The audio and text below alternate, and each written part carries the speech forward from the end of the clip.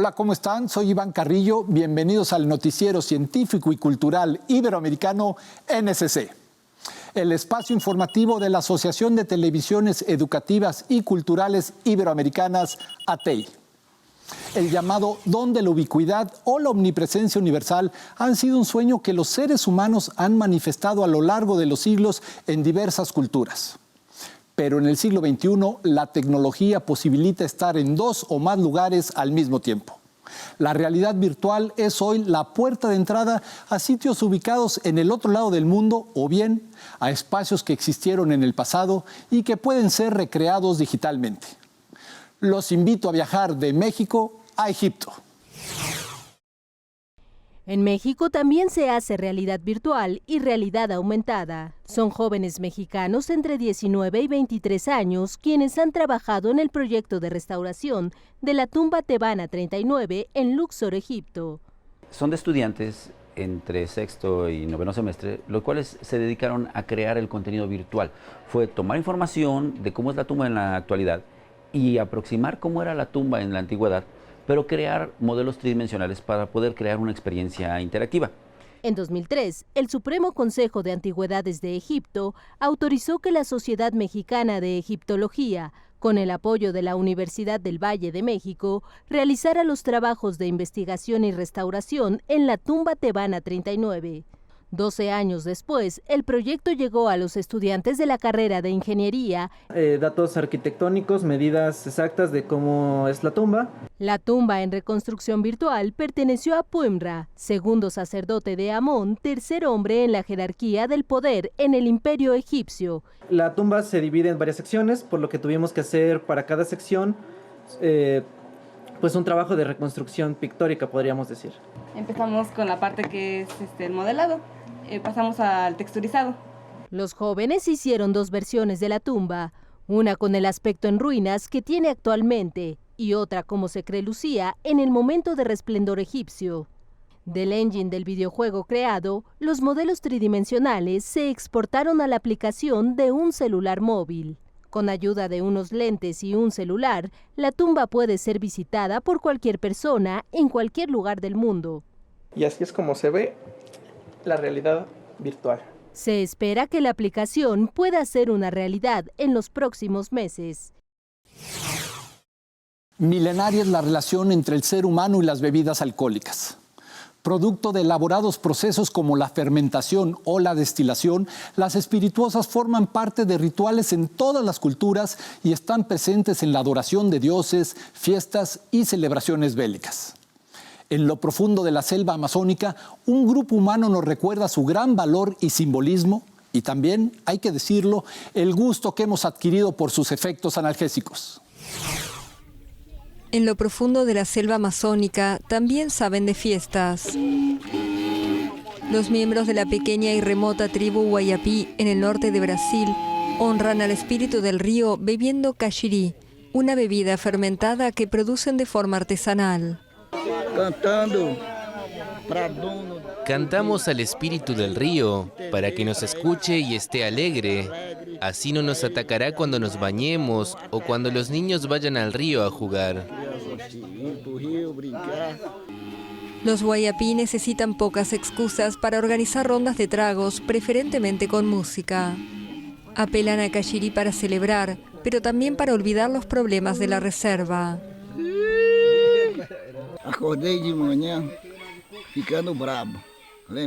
Me levanté esta mañana muy enojado, pensando en la tierra, en que Michel Temer ha arruinado nuestra vida.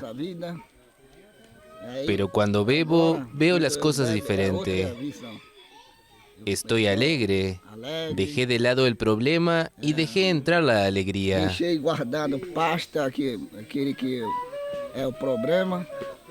Peguei pasta de alegría. El caxiri es una bebida fermentada de un tipo de yuca o mandioca, bella o morada, con diferentes graduaciones alcohólicas. Prepararlo exige un trabajo duro a cargo de las mujeres, que implica rallar, hervir, colar, escurrir, hornear y fermentar la yuca. Y tomarlo no es solo una forma de emborracharse, aseguran, sino una manera de unir a los guayapí a sus tradiciones ancestrales. Se a gente não manter a nossa cultura pelo cacirí, Si no mantenemos nuestra cultura del cachirí, la bebida de los guayapí, los jóvenes, la juventud, se van a ir a la ciudad para beber solo la bebida de los no nativos. a bebida do não índio. Los guayapí son autosuficientes. Todo lo que necesitan está en la selva, pero cazar y practicar una agricultura de subsistencia puede resultar extenuante. El cachirí es su único lujo. La empatía es la base de la inclusión. El ponerse en los zapatos del otro nos lleva a considerar problemáticas que muy probablemente desde nuestra perspectiva son menores o no existen.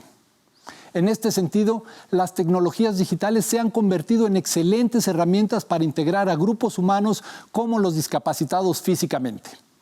Vamos a España para conocer a Mouse for All. Los dispositivos con pantalla táctil también al alcance de las personas con discapacidad física. Es la premisa central de Mouse for All, un proyecto impulsado por 2 emprendedores españoles que se clasificó como finalista de la competición europea en innovación social, organizada por la Comisión Europea. Javier Montaner, uno de los fundadores. Hemos creado una caja Mouse for All, una caja de interconexión. Este es el hardware que hemos creado, que lo que permite es conectar al teléfono Android los dispositivos de entrada que el usuario sí que puede utilizar. Se refiere a pulsadores o botones que se pueden accionar con la cabeza, la barbilla o las manos según la movilidad del usuario. El dispositivo también se puede conectar con ratones adaptados y así desplazarse por la pantalla del mismo como el puntero de un ratón de ordenador. La idea, y también el hecho de venir aquí a Europa, es expandirnos internacionalmente. Estamos resolviendo un problema global y la solución también es global. El artefacto, que cuesta 159 €, salió a la venta el pasado verano en España y ahora se busca comercializarlo por toda Europa. La búsqueda de la democracia en Latinoamérica ha transitado caminos sinuosos. Los años 70 en particular fueron tiempos oscuros y terribles. La memoria histórica debe de ser un ejercicio constante para evitar que se cometan los mismos crímenes y las mismas injusticias. Una exposición en Chile afianza los recuerdos con la evidencia documental de lo ocurrido durante la dictadura encabezada por Augusto Pinochet, general golpista que desbancó al gobierno democrático de Salvador Allende el 11 de septiembre de 1973. Vamos allá. Nosotros no lo hicimos, les ayudamos. Es una de las frases que se pueden leer en la transcripción de una conversación que tuvo el entonces presidente de Estados Unidos, Richard Nixon, con su consejero de seguridad, Henry Kissinger, al día siguiente del golpe militar de Augusto Pinochet, que en 1973 acabó con el gobierno democrático de Salvador Allende en Chile. El documento forma parte de los archivos desclasificados de la Agencia de Inteligencia estadounidense CIA, que integran la exposición Secretos de Estado, abierta al público en el Museo de la Memoria y los Derechos Humanos en Santiago. Lo que esta exposición hace es probar documentalmente, porque claro, como tú dices, se ha oído, se sabe, es parte de los análisis, pero acá están las fuentes documentales, una parte de esas fuentes documentales. Y eso tiene mucha fuerza porque es evidencia. La exposición, que estará abierta hasta marzo del próximo año, abarca desde la asunción de Allende hasta el referéndum convocado por Pinochet en 1988, en el que los chilenos rechazaron que continuara en el poder. La colección también repasa el papel del diario El Mercurio, que recibió dinero de la CIA para obrar contra el gobierno de Allende y a favor del golpe de Estado. En materia de memoria y en materia de verdad, el gran enemigo es el negacionismo. Dice, no, esto no es cierto. Esto no es así, esto es una mentira, esto es una invención. Pero cuando ya hay antecedentes documentales, esa afirmación de negar, esa posibilidad de negar, deja de ser posible.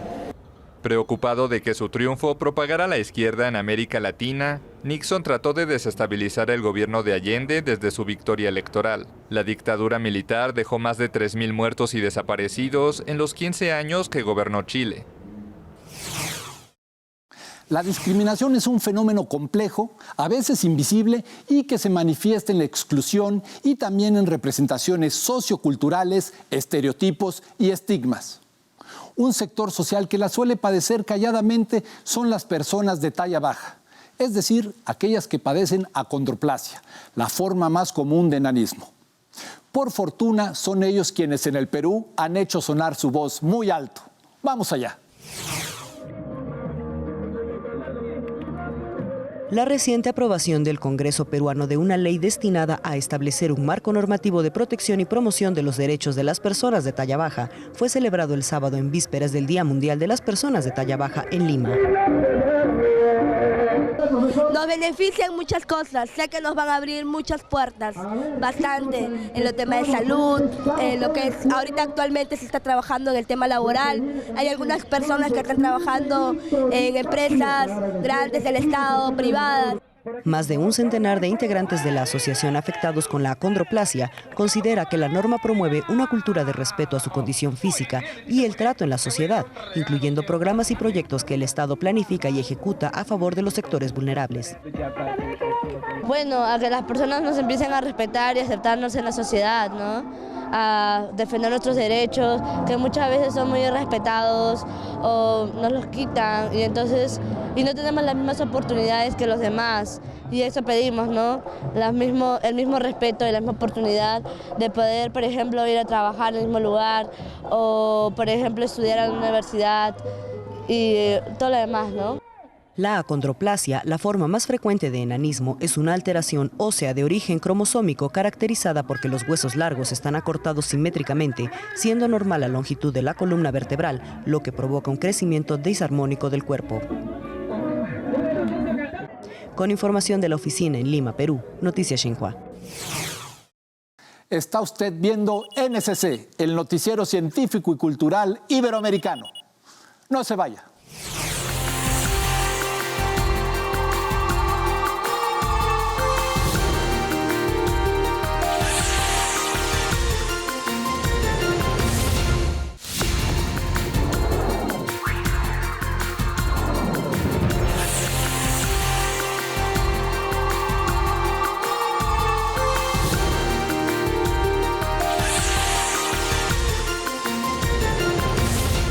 Se calcula que el 80% de las zonas protegidas del mundo están en manos de grupos indígenas que han vivido en esos territorios durante milenios.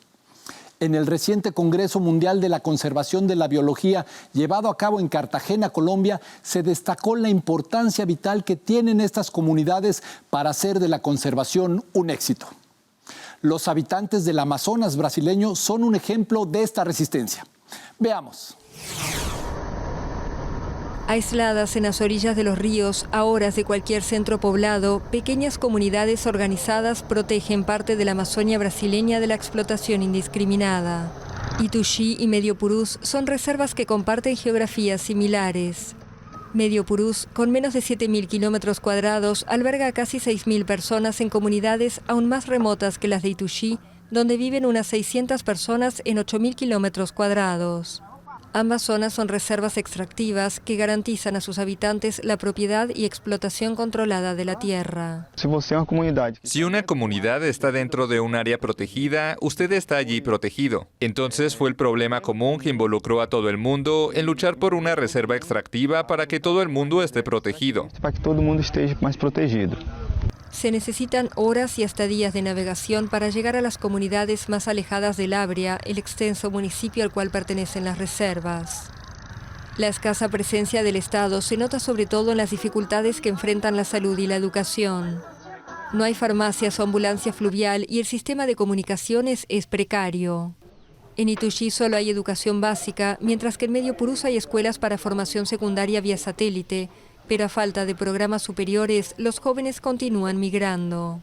El trabajo social en las unidades de conservación para mí es lo más frágil, porque las familias que están allá, ellas tendrían que en la práctica vivir bien para que valga la pena. Para decir, no, yo vivo en la unidad de conservación y vivo bien. Estimularía a los demás a ser parte de eso también.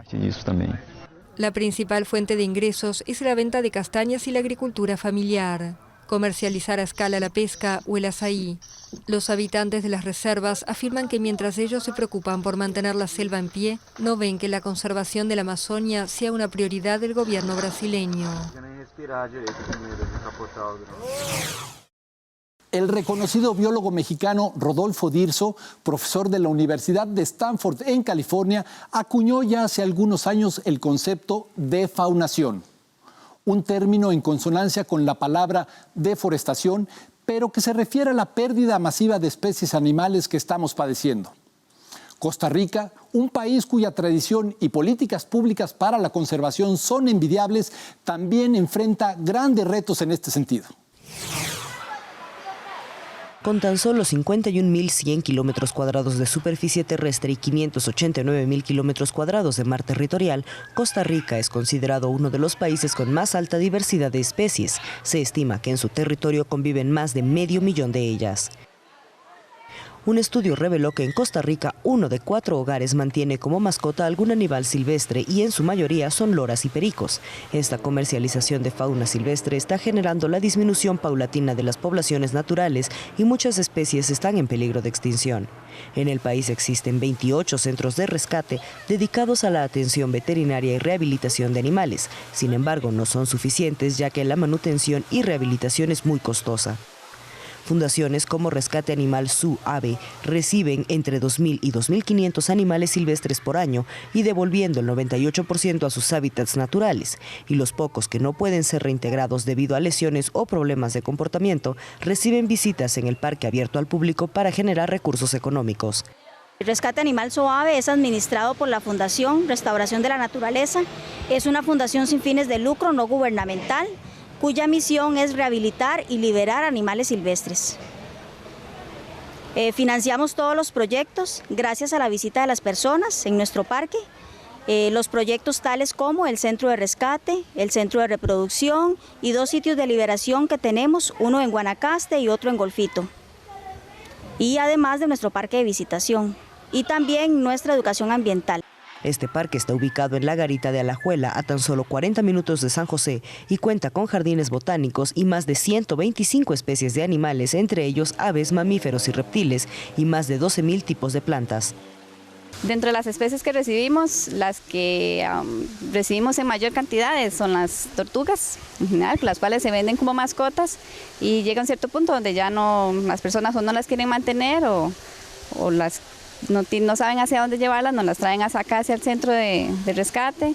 También lo que son pericos, chucuyos, zapoyoles, catanos, son periquitos pequeños, los cuales también nos los traen bastante. Hay una gran cantidad de especies que ingresan prácticamente diario. Ellos también ingresan en esta parte de la rehabilitación. Las principales amenazas a las especies silvestres en el mundo y en el país son las que tienen que ver con la interacción con los humanos, es decir, la extracción ilegal de su medio, la cacería, la sobreexplotación, el cambio climático, la contaminación, el tráfico ilegal de especies para mascotas, artesanías y elaboración de accesorios. Con información de la oficina en San José, Costa Rica, Noticias Xinhua. Decía Ana Freud, la hija del icónico padre del psicoanálisis, que infancia es destino. Es decir, que aquello que se vive en los primeros años determina nuestra existencia adulta. Si esto es cierto, en Venezuela, una decena de niños podría haber cambiado el rumbo de su vida. Veamos esta inspiradora historia. La emoción de hablar con el espacio por primera vez. Una decena de niños venezolanos se comunicó con la Estación Espacial Internacional, donde el astronauta puertorriqueño Joseph Acaba respondió preguntas como qué comía o si hay un protocolo ante un encuentro con extraterrestres. No hay nada más inalcanzable que una estación espacial o una nave espacial. Bueno, durante 8 minutos la tuvimos aquí en San Cristóbal con un contacto directo en los cuales los niños fueron los protagonistas. Felices por haber podido realizar este proyecto, que nuestros niños lo vivieran y que nuestros niños empiecen a soñar o sigan soñando de aquí en adelante. La iniciativa busca incentivar el estudio de matemáticas y tecnología. Los organizadores lograron conectarse mediante un programa de radio amateur de la NASA, en alianza con la Liga Mundial de Radioaficionados. Fueron 2 años de trabajo para 8 minutos, que seguramente recordarán para siempre. El origen de la pólvora se ubica en el siglo IX en China, aunque llegaría 3 siglos después a Europa por medio de los bizantinos y los árabes, y con ello se harían las armas de fuego. Una nueva versión de la pólvora china ha llegado nuevamente a Europa, pero lo hace con un objetivo más noble y admirable. Vamos al Museo del Prado en Madrid. Un diálogo con los grandes maestros del Museo del Prado. Es la propuesta que el artista chino Cai Guo Ouyang trae a la Pinacoteca madrileña a través de la muestra El espíritu de la pintura, en la que explora las posibilidades del uso de la pólvora como material pictórico. 22 piezas, 8 de ellas creadas durante su residencia artística en el Prado, vertebran este diálogo espiritual con maestros como el Greco, Rubens o Velázquez. Lienzos creados con pólvora, cruda, negra o de colores, como este león verde devorando al sol, o este lienzo de 18 metros de largo que da nombre a la muestra. Proceso creativo que quedará plasmado en un documental dirigido por Isabel Coixet.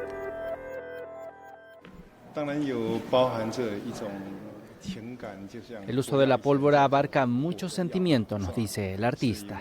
En chino significa medicina del fuego y su origen tiene que ver con la alquimia. Por eso la imagen del león devorando el sol.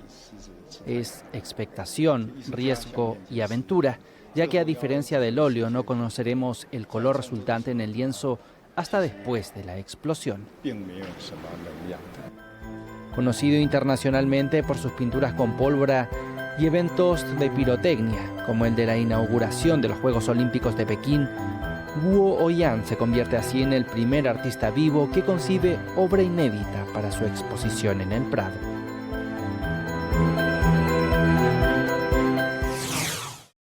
El bolero mexicano es una herencia de este país a la cultura mundial. La inspiración de Agustín Lara y Consuelo Velázquez, entre otros, ha recorrido sin necesidad de pasaporte toda Iberoamérica, volviéndose parte de la cultura popular. En la capital mexicana, un recinto reúne los rostros de una época dorada captados por el fotógrafo de las estrellas. Vamos allá.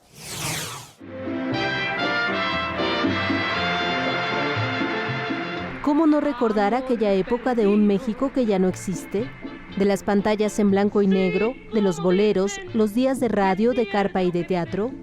El Senado mexicano abrió sus puertas a la memoria al ser sede de la muestra fotográfica Amor Perdido, el bolero de Monsiváis.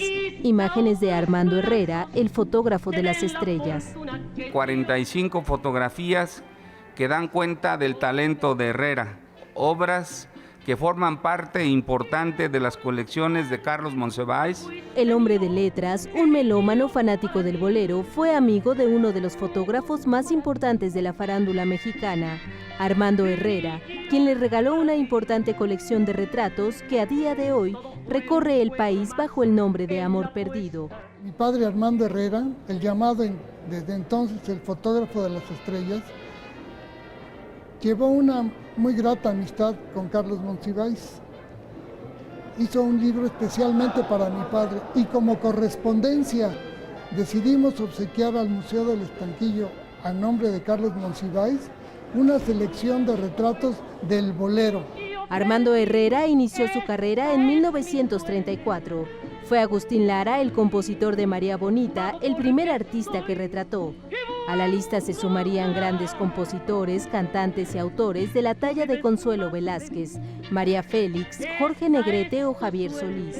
Mi padre fue un hombre con mucha suerte y las primeras fotos que hice fueron las del maestro Lara. La colección forma parte del acervo del Museo del Estanquillo y es el testimonio visual de una época en que la cultura popular, la radio y sus intérpretes musicales acompañaron la vida de nuestros padres y de nuestros abuelos. Eran tiempos diferentes donde la intuición, el cariño y el sentimiento estaba presente en todas las fotos que se hicieron.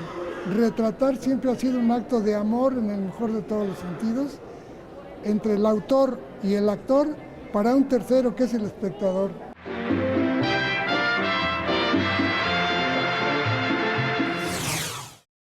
Gracias por acompañarnos en el noticiero científico y cultural iberoamericano NSC.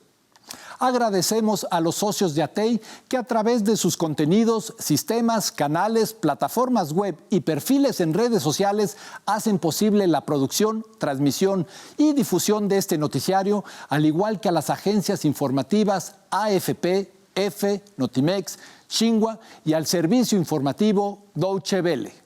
Soy Iván Carrillo, los invito a visitar nuestra página web www.noticiasnsc.com y a utilizar nuestra aplicación para dispositivos móviles.